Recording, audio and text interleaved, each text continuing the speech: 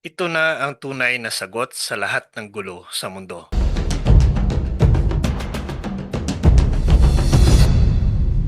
Sinasabi po ng mundo na ang sagot sa problema ay pera, politika, armas, makabagong teknolohiya o bagong lider. Pero paano kung ang tunay po na sagot ay hindi po nasa Malacanang, hindi po sa United Nations, hindi po sa Washington, hindi po sa Beijing, kundi nasa maliit na puting hose na nakikita mo tuwing misa. Isang bagay po na ordinaryo sa mata, pero cosmic ang kapangyarihan. At kung totoo po ito, bakit napakaraming Katoliko po ang dumadaan lang sa harap mismo ng tabernakulo na parang walang laman? Ka-curious, huminga ka muna. Dahil ang sasabihin ko po ngayon ay hindi po opinyon, hindi po haka-haka, hindi po katang-isip ng tao. Ito po ang doktrina na matagal nang itinatag mismo ng simbahan. Matapang, maliwanag, hindi po nagbabago. The Eucharist is not a symbol. The Eucharist is Jesus Christ Himself. Body, blood, soul, and divinity. Hindi po siya parang nandoon lang. Hindi po siya tulad po ng presensya. Hindi siya alaala lang. Hindi siya representasyon. Siya mismo. The same Jesus who walked on the water, the same Jesus who raised Lazarus, the same Jesus who died and rose again. Iyon po ang dahilan kung bakit ang simbahan mula pa noong unang siglo ay handang mamatay para sa katotohanan ito. At kung sasabihin natin in Colossians chapter 1 verse 16 to 17, lahat ng bagay ay nilikha sa pamamagitan niya at dahil sa kanya ang lahat ng bagay ay nananatili. Ibig sabihin po, ang Diyos na lumalang ng bawat galaxy, ang Diyos na nagtakda ng orbit ng buwan, ang Diyos na dahilan kung bakit humihinga ka, nandyan sa maliit na hose na yan. Sa puting tinapay na madalas nating hindi pinapansin. Sa bawat misa, ang mga anghel po ay lumuluhod. Ang langit po ay bumubukas. Ang Alpha at Omega ay nagpapakumbaba upang maging pagkain. At tayo, madalas po ay nakaupo lang, inaantok, nagmamadali, naka-cellphone. Kung maintindihan lang po natin kung sino po ang nasa altar, hindi po sapat ang luha, hindi po sapat ang tuhod, hindi sapat ang salita. Tingnan po natin ang mundo ngayon. Ang sabi po ng lipunan, ang problema ay politika. Ang sagot ay power. Baguhin ang sistema. Palitan ang leader. Pero iba po ang sinasabi ni Jesus. Ang problema ay hindi politika. Ang problema ay hindi ekonomiya. Ang problema ay espiritual. At ang tunay po na laban ay hindi po laban sa tao, kundi laban po sa puwersa na hindi nakikita.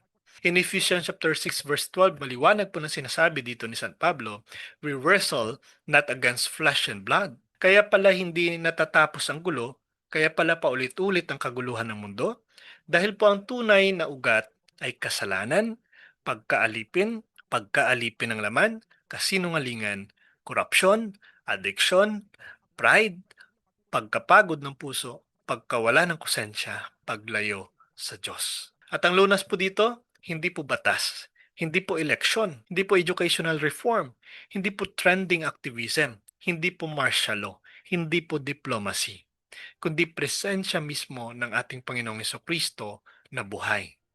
At nasaan po siya? Hindi po siya nasa Malacanang. Hindi po siya sa United Nations. Hindi po siya sa White House. Hindi po siya sa Vatican Office. Nasa tabernacle, nasa monstrance, nasa altar, nasa puting host. Kung saan po siya naghihintay ng tahimik lang, mahinhin, mapayapa, may pagmamahal. Tuwing may bomba po sa Middle East, breaking news. Tuwing may lindol, global alert. Tuwing election, baon po sa opinion ng social media. Pero may tanong po ako, bakit kada misa, kung kailan bumababa ang Diyos mismo mula sa langit tungo sa altar, tahimik lang ang mundo? Walang media coverage, walang drone shots, walang press release. Pero kung titingnan po natin sa espiritual, ang nagaganap po sa misa ay mas makapangyarihan pa kaysa sa supernova explosion, sa volcanic eruption, sa atomic collision, sa gravitational waves, sa planetary alignment. Dahil ano pong nangyayari? Ang creator ng universe ay nagiging pagkain mismo. Ang eternal word ay naging laman sa iyong dila. Ang hari po ng mga hari ay nagpapakumbaba upang mahalin ka sa paraang kayang abutin ng iyong katawan. Sino pa ang gagawa niyan? Kundi ang Diyos. Kapag ang mundo po ay gulong-gulo, palaging may nagsasabing baguhin ang gobyerno, gumawa ng batas, mag-rally tayo, mag-away tayo sa comment section, mag-away tayo sa politika, mag-away tayo sa pamilya. Pero hindi po nito naaalis ang ugat ng problema. Dahil ang ugat po ay nasa kaluluwa at ang gamot ay nasa altar. Jesus is the only Savior of the world. Hindi po niya tayo iniwan. In John chapter 6 verse 51, sinasabi niya, I am the living bread. Ang tinapay na aking ibibigay ay aking laman. Hindi po yan ideya lang. Hindi po yan memory. Hindi po yan symbol. Hindi po yan inspirational quote. Living, present, actual, and divine. At dahil siya po ay nariyan, may pag-asa po ang mundo. Kapag may isang kaluluwang nagbalik sa kanya, nagbabago po ang pamilya. Kapag nagbago po ang pamilya, nagbabago ang komunidad. Kapag nagbago ang komunidad, unti-unting umaayos ang mundo. Hindi po sa pamamagitan ng sigawan, kundi sa pamamagitan ng pagluhod.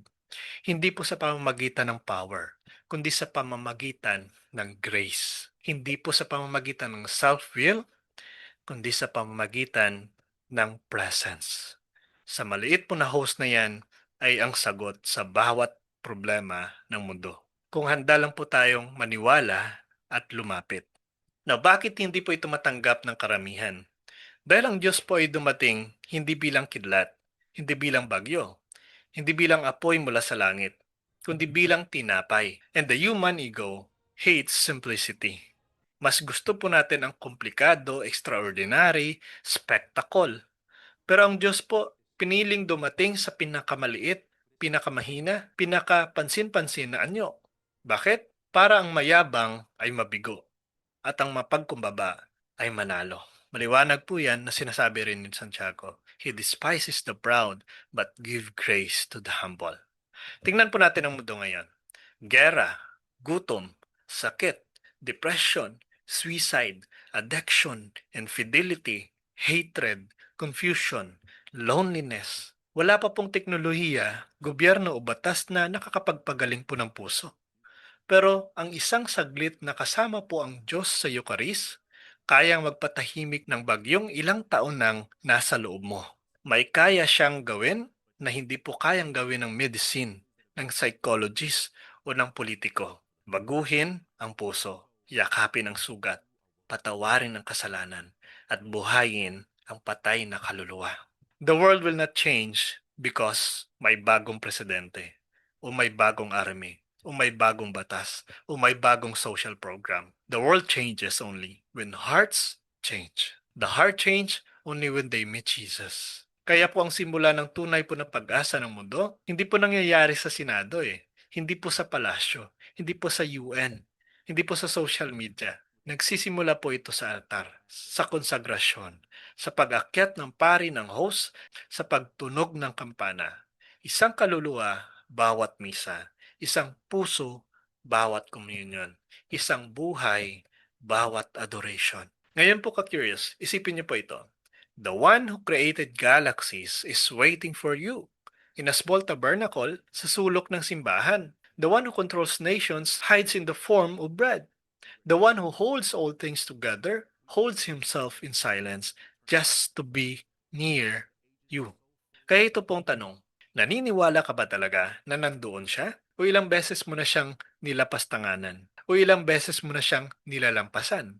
Naglalakad ka ba kahapon sa harap ng tabernakulo pero hindi ka man lang napahinto? Nagkommunyon ka ba pero hindi mo siya kinausap? Nasa harap mo siya pero nasa cellphone ang mata mo. Kakiers, yan po ang madalas na nangyayari. Maraming tao pong nagtatanong, how do we fix society? How do we stop wars? How do we heal families? How do we heal my life? The answer is always the same. Begin with the Eucharist. It is the heart of the church, the heart of the world, the heart of God. At mula po doon, bubuhos po ang kapayapaan, pagbabago, pagsisisi, paghihilom, pagbabalik loob, at kaligtasan. Yes, the world is broken. Pero hindi po tayo iniwan ng Diyos. Hindi po tayo pinabayaan. Hindi po tayo tinakasan. Nananatili siya tahimik, mapayapa, nag-aabang. Hindi po siya umaalis. Tayo ang lumalayo. Kaya ito po ang huling tanong na iiwan ko po sa inyo. Kung totoong naroroon po ang ating Panginoong Kristo sa altar, hindi po ba panahon na para lumapit ka sa Kanya? Hindi ba panahon na para bigyan mo siya ng oras, ng atensyon, ng puso, ng pananampalataya? Dahil sa huli po, in this small host is the answer to every problem in the world.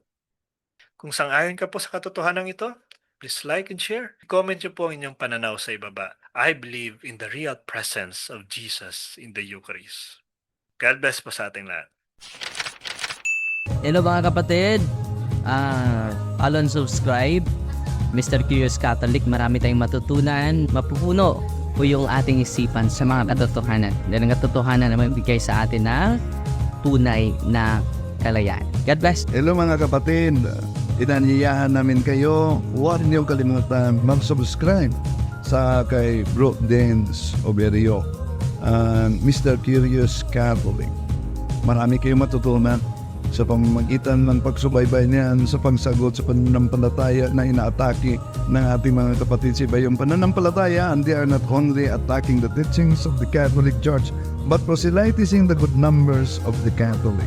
At sa pamamagitan sa pagsunutin niyo nitong Mr. Curious Catholic, Facebook page and YouTube channel, dami ninyong matutunan. Isabuhay natin ang ating matutunan. Rodillo et Iglesia.